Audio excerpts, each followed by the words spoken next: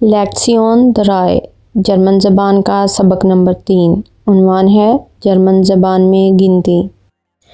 گنتی ہر زبان میں بہت اہمیت رکھتی ہے، خواہ آپ نے اپنی عمر بتانی ہو، اپنا فون نمبر یا وقت بتانا ہو۔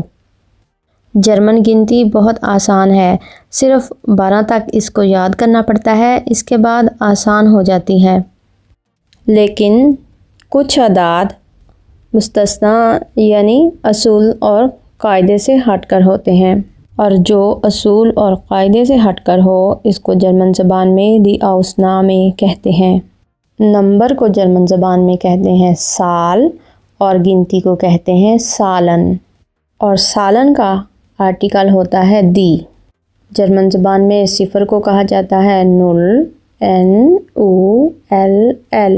ایک ہوتا ہے آئنس، 2 سوائے، 3 درائے، 4 فیا، 5 فünf، 6 سیکس، 7 زیبن، 8 آخت، 9 neun، 10 zehn۔